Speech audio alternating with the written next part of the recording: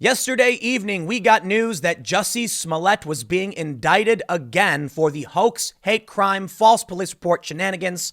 If for some reason you live under a rock and don't know what happened with actor Jussie Smollett, let me give you some quick context. He claimed that at like 3 a.m. on a winter's day in Chicago, a couple Trump supporters came up to him yelling, "This is MAGA country," throwing a small fake noose around his neck and splashing him with bleach. The story made no sense. Basically, anybody with a rational mind didn't believe it. But what did we see?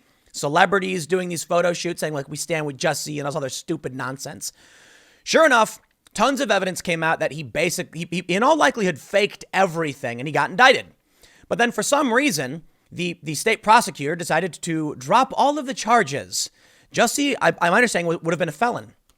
And that's serious restrictions on his life. It's like, I don't think you can actually travel outside the country, or you can't go to a lot of countries. There are serious problems for him if he would have been, convicted or even pled guilty. So the charges got dropped. This huge investigation. Everybody's freaking out. Special prosecutor gets in the case, and now we have it. He is being indicted on 6 counts for lying to police about being the victim of a racist, homophobic attack a year after similar charges were dropped. But we have an update this morning. His attorney has issued a statement basically saying, this is all about politics, or harumph I say, not justice. We're going to read this. And I think it's very important you see the latest updates because perhaps we will get justice. But this story was major national news with celebrities holding up little signs saying like, oh, poor Jussie, oh, harumph I say. As if 2 dudes in Chicago with MAGA caps on would be yelling about MAGA country. It's just like the stupidest story I've ever heard. But did you know that just a few days ago, a man took a van and crashed it through a Republican voter tent? Fortunately, nobody was hurt. Jussie wasn't hurt either. And no one said anything. It didn't really make the news. A guy in a van crashed into a Republican voter tent, got out filming, flipped off the people who he could have killed. And then he got in his van and took off. We didn't see a lot of people in the mainstream press talking about it. Local news definitely covered it. Conservative news definitely covered it. A lot of independent news definitely covered it. But in the mainstream, no. Of course, all of these news outlets were like, Jussie, when he faked his attack, or presumably faked his attack. See, I'm being careful. We have an update. Turns out it was a politically motivated attack. I mean, we knew it. But the guy who got arrested said he did it because someone had to take a stand. So now we know for a fact that this guy was trying to hurt, maim, or kill Trump supporters or scare people. It's overt terror. And where's the big breaking news? Where are the celebrities coming out saying we stand with the American voter? We stand with the people of Florida. They don't care. This guy took a van, crashed through a tent. What did Jussie Smollett do? What happened to him? Nothing, as far as we can tell. I've got both stories and I want to show you, but we're going to start with the latest on Jussie Smollett. Daily Mail reporting. Jussie Smollett has been indicted by a special prosecutor in Chicago nearly a year after the initial charges against him over an alleged hoax attack were dropped. A Cook County grand jury hit the Empire actor with 6 counts of disorderly conduct on Tuesday for allegedly staging a racist and homophobic hate crime and lying to police about it. Special prosecutor Dan Webb announced the charges against Smollett and said that the further prosecution of the actor is in the interest of justice. It is now more than a year since Smollett claimed he was attacked at 2 a.m. Okay, 2, sorry, not 3.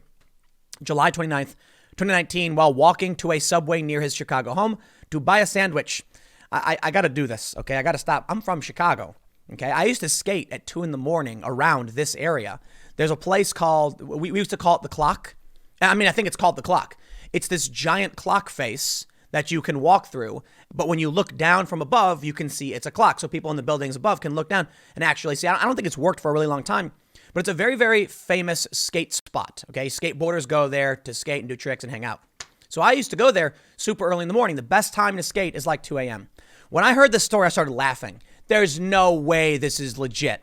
We would get on the train, like one of the last trains to go downtown, and we would skate around the city in the wee hours of the morning. There was never anyone there, let alone roving bands of Trump supporters. Granted, I left Chicago a long time ago, but it's Chicago, man. It's blue. There's no MAGA country there.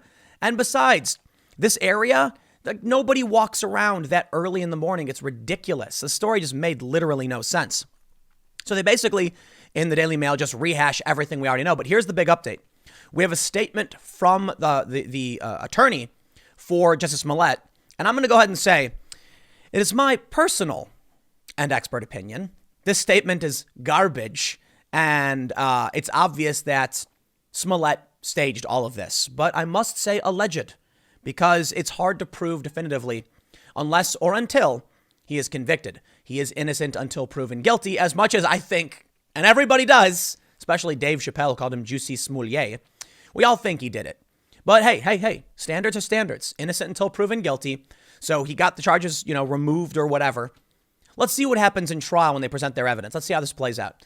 Because, you might find maybe he was telling the truth. Hey, I know you're probably laughing right now. Hey, some people win the lottery, okay? So there's astronomical odds to get that. It's possible. And I think it's very, very important for our constitutional standards that we do at least respect innocent until proven guilty. So I will say this. I think the dude done did it, but he is at least innocent until proven guilty, right? Let's read. The indictment raises serious questions about the integrity of the investigation that led to the renewed charges against Mr. Smollett. Not the least of which is the use of the same CPD detectives who were part of the original investigation into the attack on Mr. Smollett to conduct the current investigation. Despite Mr. Smollett's pending civil claims against the city of Chicago and CPD officers for malicious prosecution. Sorry, spare me. And one of the two witnesses who testified before the grand jury is the very same detective Mr. Smollett is currently suing for his role in the initial prosecution of him. I gotta say, that they shouldn't have done that. I really do think the city should not have done that. Now, it may be that Jussie's trying to create a conflict of interest, and that's not entirely fair. But I think they could have gotten everything they wanted with independent investigators checking into the claims made by the detectives and verifying whether they were true or not. You'd have the same evidence, the same statements, but of independent third-party investigators saying, I checked into what he said, here's what he said, I believe it to be true and accurate. And then they couldn't say this. Let's read on. After more than 5 months of investigation, the Office of the Special Prosecutor has not found any evidence of wrongdoing whatsoever related to the dismissal of the charges against Mr. Smollett. Rather, the charges were appropriately dismissed the first time because they were not supported by the evidence. That's, as far as I know, not true because CPD and many local journalists have published some pretty strong evidence. The attempt to re-prosecute Mr. Smollett 1 year later on the eve of the Cook County State's Attorney election is clearly all about politics and not justice. Well, you done made a mistake, Mr. Smollett and his attorney and the prosecutors. You should have given him the slap on the wrist instead of the walk. You could have you could have given him misdemeanor charges. Sure, it would have been bad for his career, but now he's going to get felony charges. If you gave him the slap on the wrist, people would grumble and say, fine, whatever. Now it seems like it's going to get bad. Actually, are they felony charges? I don't know if they actually do they say that? Well, we'll see what happens. I don't think it mentions whether it's a misdemeanor or a felony. This story from the Daily Mail basically just goes into rehashing all of the stuff we already know, showing the videos and everything. But here's what I want to contrast this with. Let me ask you a question. Why is it that this crazy looking dude right here with his crazy weird fascist haircut, I'm being somewhat facetious, why isn't he on the front, on the lead of every major news story? Why aren't celebrities coming out saying, condemn this man? Oh, because the news never does stuff like this. Because Jussie Smollett fit their narrative. Because these people live in strange bubble world and they don't actually care or empathize with people who live in the country outside of their personal space. So when this guy crashed a van through a voter tent, not only did he nearly kill, hurt, or maim people, and he intended to, but he actually shut down people's right to vote. So we have a couple stories here that for some reason just don't make large mainstream news. Voter suppression. How many people now are going to say, I'm too scared to go out and vote because I've seen the videos of the crazies. I've seen the videos of Antifa. How many people won't go out to even vote, let alone register, because of people like this? That's terrorism. Yet where's the press? Where are the headlines? This should be major news, right? Unfortunately, it's not. Jussie Smollett, however, with no evidence, can claim that someone yelled MAGA country and it becomes a national story. I remember, what was it, like the Big Bang Theory where they did that big photo thing where they said, like, we stand with Jussie? What about this? The guy admitted it and none of you care. That's what I find funny about this whole thing. This is what I find funny about America. It's all tribalism. It has nothing to do with policy. Whether or not someone is left or right has nothing to do with where they stand politically. It has to do with whether or not they're on someone's side or in a ill-defined tribe. So when this happens, the media just doesn't care. And it's funny when they say, but the media is not really biased.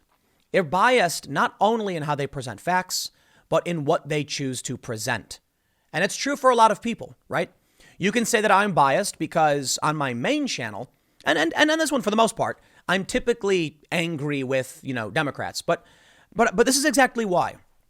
You don't need to come to my channel to hear the same stupid nonsense and ill-made points that the mainstream media and large news organizations make. And what frustrates me and why I do videos like this, why I do videos about the absurdity of the Democrats, is because I've lived a life where, I've watched the media ignore all of these things. And I feel like there is a hole in what needs to be presented to create a balanced view of what's really going on. So people complain, why don't you complain and make videos dedicated to ragging on Trump? Two reasons. First of all, I do rag on the guy, fairly often. But more importantly, every single outlet does all day, every day. I would just be throwing static into it. I'd be spitting in the wind. It doesn't do anything. Literally adds nothing. It balances no views. And that's why I always say, watch other progressive videos too and add mine to your healthy news diet. Because I'm also biased in what I choose to cover. The problem is, while my channels do get a decent amount of views, and I have tremendous respect for everybody, who watches, it makes me feel, thank you for supporting my work. I have nowhere near the reach of Fox, CNN, or MSNBC, or these other major outlets. Now, Fox did cover this. It wasn't a major lead story as far as I can tell. It was one of their Fox News alerts. So even Fox News isn't propping this up as much as the Jussie Smollett thing was. And I think it's fair to say, yeah, okay, Jussie Smollett is a celebrity. And this became a major culture war issue with celebrity doing, this kind of nonsense. But I feel like we should be having a bigger conversation about all of the times someone has gone after Republicans, Trump supporters, and I understand Fox does. Naturally, that's their audience, but most of the media does not. So what should I do? Should I say I'm going to get in line like a good little sheep and just say whatever it is the media already says? Or am I going to look for underreported stories the media won't cover and try and present, a different view? Or highlight stories that are being neglected. Nobody's perfect. Not even the big media companies, not even me. There's not really much you can do about it. But let's read this because, I'm kind of dragging on. They say, anti-Trump terrorist van attacker. Quote, someone had to take a stand from the Post-Millennial. A Jacksonville man has been accused of assault after allegedly driving a van through a tent that had senior citizen Trump supporters registering to vote. I don't think it's allegedly. I could be wrong, but I'm pretty sure the dude did it and admitted to doing it. But okay, fine. I think it's fair to say constitutionally, innocent until proven guilty. I didn't see the video. Let's read on. According to police, Gregory Tim faces counts of aggravated assault on a victim over the age of 65, one count of criminal mischief, and one count of driving while his license is suspended. His bond has been set at just over $500,000. The attack took place at 2:45 Saturday afternoon at a shopping plaza with a Walmart supercenter. Police say a group of 6 others narrowly avoided being struck by the van before driving off and giving what organizers called an obscene gesture towards the crowd. Tim himself confirmed that the van action was an anti-Trump political attack, which would classify it as a terrorist attack by Florida state law. According to Chapter 775 of Florida law, 1. Terrorism is to intimidate, injure, or coerce a civilian population, influence the policy of a government by intimidation or coercion, affect the conduct of government through destruction of property, assassination, murder, kidnapping, or aircraft piracy. Wow, aircraft piracy. Tim also, quote, willingly showed police video of himself driving at the stand full of Trump volunteers. So we have this tweet from Jack Posobiec, and it looks like this is a document from police where he said someone had to take a stand. Against what? A bunch of 65-year-olds sitting in the Florida heat asking people to register to vote? That's what you're taking a stand against? That's what you're scared about. I've seen it when I was in Berkeley, and these people scream that, it was the darndest thing, I might say. I was told by this Antifa dude, we got to talking actually. He said the park was full of fascists. And I was like, first of all, there's a bunch of 60-year-old women in that field standing around. And he was like, oh yeah. I'm like, did you think the old lady that got knocked over in your skirmish is a fascist? And they actually defend it, saying a lot of them have, really racist and bigoted views. And I'm like, come on, dude. This little old lady's not doing anything. She's standing in a field. What are we talking about? More importantly, in Berkeley, there was a couple super hippy dippy looking guys, kind of tall, wearing like tie-dye shirt kind of things, long hippy dippy hair. And I asked them if they were there as Trump supporters, and they're like, nope, just for free speech. It's Berkeley, famous free speech spot. And that was amazing to me, considering Antifa came out and started beating the crap out of people, and a fight broke out. Antifa started it, straight up. So look, we see these people obsessively accusing everyone of being a fascist, including old people. I will add as an aside too. The funny thing about Berkeley was, I asked this guy. He had a knife on him too. He showed me his knife. I asked him why he thought they were fascist, and he started saying some dumb stupid Antifa line. And I was like, here's the thing. I was like, you realize these are the people who are so terrified of a fascist government taking over, they demand the right to bear arms against it, right? And he was like, well, yeah. And I'm like, right. Those people over there, right? They're the ones saying, we don't want a fascist government takeover or a tyrannical government, so we want the right to bear arms. And he was like, yeah. I'm like, you see how that's kind of like, doesn't make sense? You think they're the fascists and they're the ones freaking out about the government becoming tyrannical and them wanting weapons to fight again? Like, come on, dude. 2 and 2 equals 4, right? Let's read on. So, according to the story, Tim said to the police, I want to take a stand. In response to the attack, the Duval County GOP tweeted the following. We are outraged by the senseless act of violence towards our great volunteers, said Duval GOP Chairman Dean Black. The Republican Party of Duval County will not be intimidated by these cowards, and we will not be silenced. The organization also tweeted, the Republican Party of Duval County plans to redouble its efforts to register voters and will continue its fight with renewed intensity to re-elect President Donald Trump.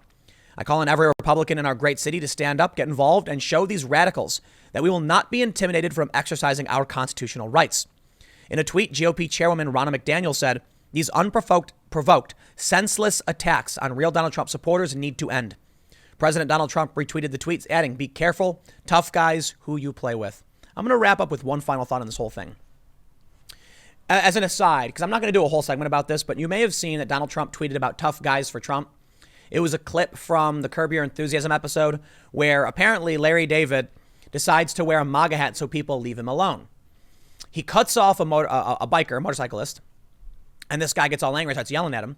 He pulls over, and then before he rolls on the window, he puts on a MAGA hat, and then the biker just all of a sudden is not angry anymore. It's just, all of a sudden the biker's not angry and just says, be more careful next time, and drives off. Trump tweeted that out. He said, tough guys for Trump. And everyone started laughing like, oh no, haha, Trump doesn't realize they're making fun of him. And I just facepalm. I'm like, dude, first of all, it was a funny episode. Second of all, Trump is rather self-deprecating in his humor, and Trump supporters love it. Third of all, Trump supporters love the idea that these jokes kind of give them cultural weight. They like the jokes. They love the memes, whatever gives Trump attention. But for some reason, these people don't live in the real world. And this loops back into exactly what I'm talking about with Smollett and this guy. And I'll explain. When you pay attention to what Trump supporters are saying, like, I try and pay attention to everybody to see what's going on culturally.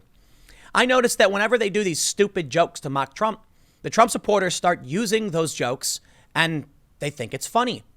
There have been so many memes and pieces of art that mock Trump that become the top post on the Donald subreddit. And they're laughing and cheering about it because they have a sense of humor. They don't care that you do this. They just don't.